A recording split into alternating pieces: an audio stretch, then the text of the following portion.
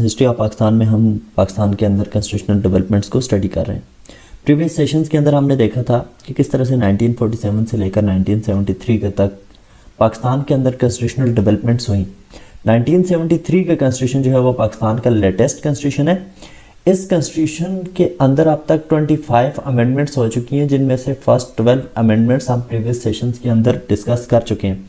अगर आपने वो सेशंस नहीं देखे तो आप प्ले लिस्ट में जाएँ और जाकर उन सेशंस को पहले देखें, तो आपको पता चले कि पहली 12 अमेंडमेंट्स जो हुई हैं कॉन्स्टिट्यूशन के अंदर वो क्या है। आज के सेशन के अंदर हम 13th अमेंडमेंट देखेंगे कि ये अमेंडमेंट क्या थी, इसका बैकग्राउंड क्या था और क्या क्या चीज़ें कॉन्स्टिट्यूशन के अंदर इस अमेंडमेंट के थ्रू अमेंड की गई। जो 13th अमेंडमेंट है ये बेसिकली 8th अमेंडमेंट का रिवर्सल है।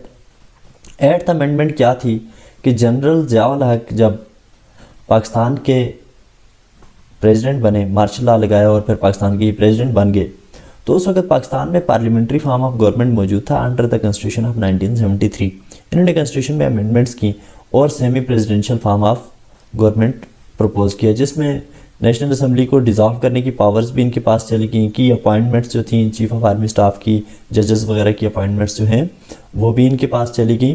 फिर इसके अलावा गवर्नर्स की अपॉइंटमेंट्स भी इनके पास, और फिर आगे चलकर गवर्नर्स ने जो है वो उनको ये इख्तियार भी दिया गया है 8th अमेंडमेंट के थ्रू कि वो नेशनल असम्बली प्रोविंशियल असम्बलीज़ को डिसॉल्व कर सकते हैं। डेट मीन कि जो प्रेसिडेंट है वो सेंटर ऑफ पावर बन गया और साथ में पार्लियामेंट भी मौजूद थी। ये पार्लियामेंट एज डमी पार्लियामेंट काम कर रही थी, यानी कि पार्लियामेंट के पास इतने ज़्यादा इख्तियारात नहीं थे, तो लिहाजा इसको हम semi presidential form of government कहते हैं। तो इसमें सारी की सारी पावर्स जो थी वो प्रेसिडेंट के पास थी। Semi presidential form of government है, इसने आगे चलकर जो पाकिस्तान के अंदर पॉलिटिक्स है उसको किस तरह से नुकसान पहुंचाया, जो डिफरेंट गवर्नमेंट से इलेक्ट होकर आती गई उनको किस तरह से नुकसान पहुंचाया कि 1990 के अंदर गुलाम इसहाक खान ने इन इख्तियारात को यूज़ करते हुए जो उसको 8th अमेंडमेंट ने दिए थे बेनज़ीर भुट्टो की गवर्नमेंट को डिसमिस कर दिया। 1993 के अंदर गुलाम इसहाक खान ने ही नवाज शरीफ की गवर्नमेंट को डिसमिस कर दिया। फिर 1996 के अंदर जो फारूक लगारी थे इन्होंने बेनज़ीर भुट्टो की गवर्नमेंट को डिसमिस कर दिया। 1997 के अंदर जनरल इलेक्शंस होते हैं पाकिस्तान में, और इन इलेक्शंस के थ्रू पाकिस्तान मुस्लिम लीग नून जो है वो मेजॉरिटी पार्टी की सूरत में सामने आती है और 2/3 मेजॉरिटी के साथ अपनी गवर्नमेंट बनाती है। नवाज शरीफ जो हैं ये पाकिस्तान के प्राइम मिनिस्टर बन जाते हैं। अब जो नवाज शरीफ हैं ये एज प्राइम मिनिस्टर, अब इनके जहन में डर तो मौजूद है कि अगेन प्रेसिडेंट इनकी गवर्नमेंट को डिसॉल्व ना कर दे, तो लिहाजा नवाज शरीफ की गवर्नमेंट ने असम्बली के अंदर 13th अमेंडमेंट पेश की। इस अमेंडमेंट का रोल ये था, या मेन एम्फेसिस ये था कि जो प्रेसिडेंट के पास जो पावर्स हैं, पावर्स का सेंटर जो प्रेसिडेंट बना हुआ है, तो वो पावर्स उससे ली जाएँ। कौन कौन सी पावर के वो नेशनल असम्बली को डिसॉल्व कर देता है, की अपॉइंटमेंट्स उसके पास हैं। फिर इसके अलावा जो गवर्नर्स की अपॉइंटमेंट है वो उसके पास है, तो ये सारी पावर्स उससे ले ली जाएँ। तो लिहाजा जो है प्रेसिडेंशियल फॉर्म ऑफ गवर्नमेंट जो है उसको ट्रांसफ़र किया जाए या रिस्टोर किया जाए वापस पार्लियामेंट्री फॉर्म ऑफ गवर्नमेंट में, जिसमें ये सारी की सारी पावर्स जो हैं वो पार्लियामेंट के पास होंगी या पार्लियामेंट जो कमेटीज़ बनाएगी उनके पास होंगी।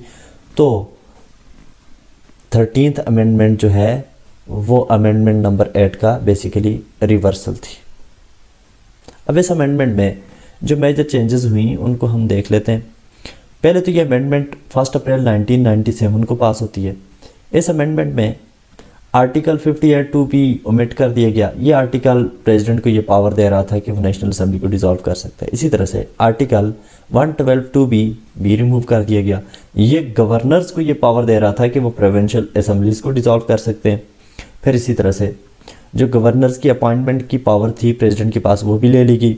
आर्टिकल 243 प्रेसिडेंट से ये पावर ले रहा है कि वो चीफ्स ऑफ आर्म फोर्सेस, यानी कि chief of army staff, chief of general staff, chief of naval staff, इनकी अपॉइंटमेंट्स अब प्रेसिडेंट के पास नहीं रही। अब इनकी अपॉइंटमेंट्स प्रेसिडेंट करेगा but on the advice of prime minister. अब प्रेसिडेंट जो है वो नेशनल असम्बली को डिसॉल्व कर सकते हैं but on the advice of prime minister.